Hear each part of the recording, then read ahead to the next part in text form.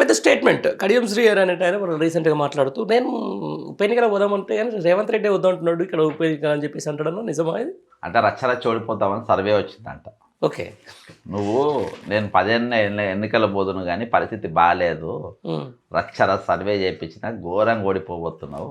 రాజయ్యకు ఈయనకు 2 పేర్లు పెట్టి సర్వే చేయించారు. అప్పటికి అరుణ్ రమేష్ జాయిన్ కాలేదా? 2 కలిపి చేస్తే రచ్చ రచ్చ నువ్వు ఓడిపోతున్నావు కాబట్టి నువ్వు ఇబ్బంది అవుతావు అని చెప్పారు.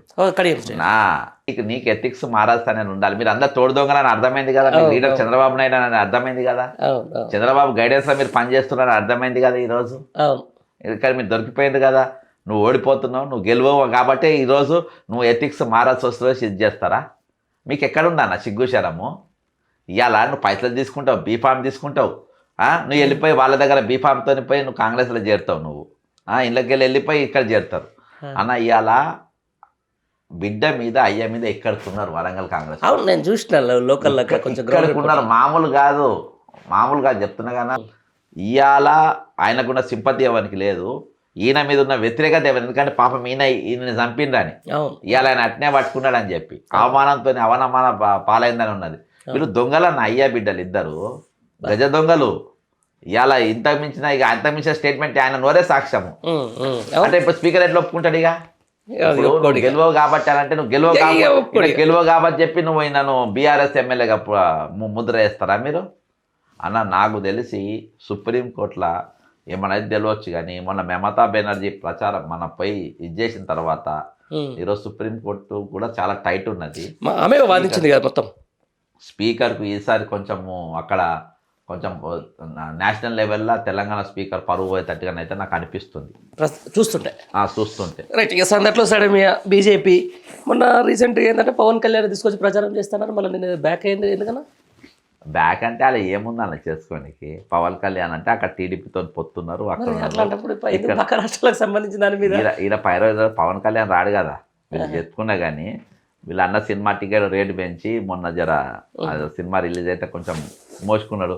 ఆయన అక్కడ కూడా తీసుకుపోయాడు, జర ప్రచారం కుదిప్పు ఆయన అది ఇది అని. కానీ ఇవాళ ఆయన ఎందుకంటే చంద్రబాబుని పిలుచుకొని ప్రచారం చేసుకొని కాంగ్రెస్ వాళ్ళు ఎవడొద్దు అంటాడు?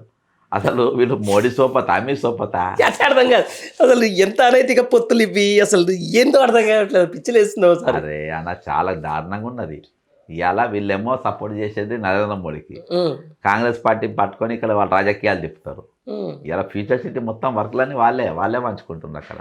వాళ్ళే రాజగోపాల్ చెప్పింది 2000% కరెక్ట్. అది ఇచ్చిన స్టేట్మెంట్.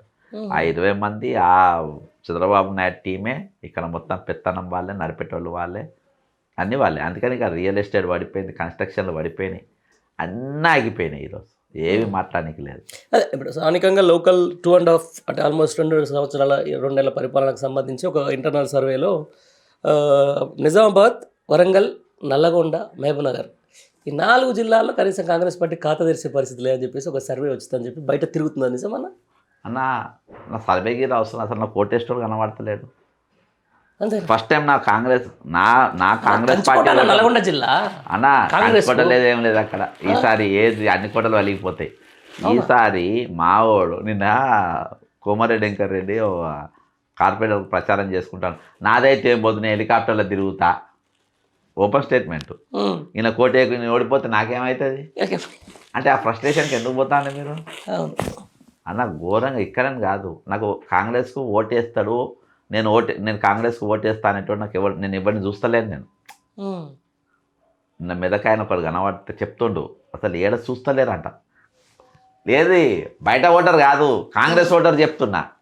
కాంగ్రెస్కు తరతరాలకి వెళ్ళి కాంగ్రెస్ పార్టీ ముద్ర చేయిగుర్తు మీద ఓటేసినోడు ఈసారి నేను కాంగ్రెస్ చేయిగుర్తు మీద ఓటేస్తా అనేటోడు కనబడతలేడు. ఓకే. ఇలా పదవులేమో సంచులు మోసడానికి, బ్యాగులు మోసడానికి ఇచ్చిన కార్పొరేషన్కి చైర్మన్లకి వెళ్ళి మొదలుపెట్టి ఇక్కడ దాకా ఏవో కొన్ని వర్కర్స్ ప్యూర్ బ్యాగ్ మోసేటోళ్ళకు, పూర్తిగా ఇన్ఛార్జ్ సంచులు మోసేటోళ్ళకు. అదే ఇవాళ నువ్వు పబ్లిక్ ఓటు పక్కన పెట్టన్నా, కాంగ్రెస్ ఏజెంటు, కాంగ్రెస్ భావజాలం ఉన్నోడు, కాంగ్రెస్ పార్టీ మోసేటోడు కాంగ్రెస్ పార్టీకి ఓటేసేటట్టుగా నాకు కనబడతలేదు. నాకు నువ్వు జనంని పక్కన పెట్టు. ఇక కాంగ్రెస్ కార్యకర్తని ఓటేయకుండా నీ ఓటేది ఎక్కడ ఉండవు?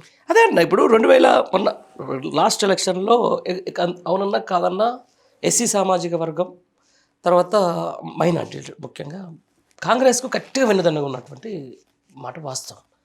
ఎందుకని ఈ రెండు సామాజిక వర్గాలు ఇప్పుడు కాంగ్రెస్ అంటేనే బుస్సు ఉన్నాయి ఎందుకు? అన్న వాళ్ళని కాదు, అందరు టోటల్గా నీకు ఆల్ సెక్షన్స్. నాకు ఓటర్ కనబడతలేడన్నా, నాకు పలానా రే నేను కాంగ్రెస్ కోటేస్తా అనేటోడు కనబడతలేడు ఈసారి కనబడతలేడు. మొన్న ఫస్ట్ టైము అరే మేము ఈసారి బుద్ధి చెప్దాం అనుకుంటే ఈయనను పట్టుకొచ్చింది రమేష్ అంటే ఎందుకు పట్టుకొచ్చినా నాకు అంటే నేను అబ్జర్వేషన్ అంటే అభ్యర్థుల బీఆర్ఎస్లా లీడర్ల మీద ఎమ్మెల్యేల పైన మంత్రుల పైన వ్యతిరేకత అవును వీటన్నిటి మీద నాకు మన కనబడ్డది. ఒకవేళ వీళ్ళకి క్యాండిడేట్ ఇలా మారిస్తే మాత్రం కథ డిఫరెంట్గా ఉంటుంది. ఈసారి అన్న ఫస్ట్ టైం ఓటర్ అనేది 30-70 అట్లా కనబడతాను, నిష్పత్తిలో కనబడదు. ఈసారి ఓటర్ కనబడతలేడు అస్సలు కాంగ్రెస్కు అటువైపే. ఫస్ట్ టైం నేను చెప్తున్నా కదా, రెగ్యులర్ టచ్లో ఉండటం నేను చెప్తున్నా. ఈసారి ఎప్పుడు అంటే నీ అమ్మ వీడెవడు వీళ్ళెవరు అన్న నాకు పదవి రాకుంటే జడ్సన్కు రాకుంటే పక్కన సుధీర్ అనేటువంటి వచ్చింది, నాతో వర్కరే కదా పోనీతి అనుకుంటే అసలు వాడు ఎవడో తెలియదే. అవును వచ్చి పొద్దులైతే వాడిని అప్పుడు కొట్లాడుంటావు, వాడు ఎవడో నాకు తెలియదు. వాడు ఇవాళ అట్లా మోపైపోయిన అసలు నాకు సంబంధం లేదు. ఇవాళ తెలంగాణలో కాంగ్రెస్ గవర్నమెంట్ ఉందని కాంగ్రెస్ కార్యకర్త అనుకుంటలేడు. వాడి భాగం లేదు, వాడి పోస్ట్ వాడి డైరెక్టర్ పోస్ట్ కూడా ఇవ్వలే. వాళ్ళ డైరెక్టర్ పోస్ట్ కూడా ఇవ్వగల అని డైరెక్ట్ పోస్టులే తీసేసారు. ఒకటి చైర్మన్ వాళ్ళ మనుషులకు ఇచ్చుకుంటూ కాంగ్రెస్ ఒకటి ఎక్స్క్లూజివ్గా సంచులు మోసిన వాళ్ళకే ఇచ్చింది. Exclusive only back lifting. అవును అదే అంటారు చెప్తున్నారు కదా బయట. నిజామాబాద్కు సంబంధించిన దాంట్లో ఒక వార్త వచ్చింది అన్నారు, ఆ మేయర్ అభ్యర్థి మేయర్ అవుతుందని చెప్పేసి ఒక 17 సంవత్సరాలు ట్యాక్స్ కట్టినోడు 8 కోట్ల రూపాయలు కట్టారు. దాన్ని బట్టి ఏమర్థమవుతుంది మరి? నిజామాబాద్ కోర్టుకు పోయిన కట్టనని కోర్టుకు పోయినాడు రేపు మేయర్ కాగానే కట్టేసిండు అంటే మరి ప్రజలు ఆలోచించాలి. మీరు చెప్తుంది నిజంగానే మరి దారుణం.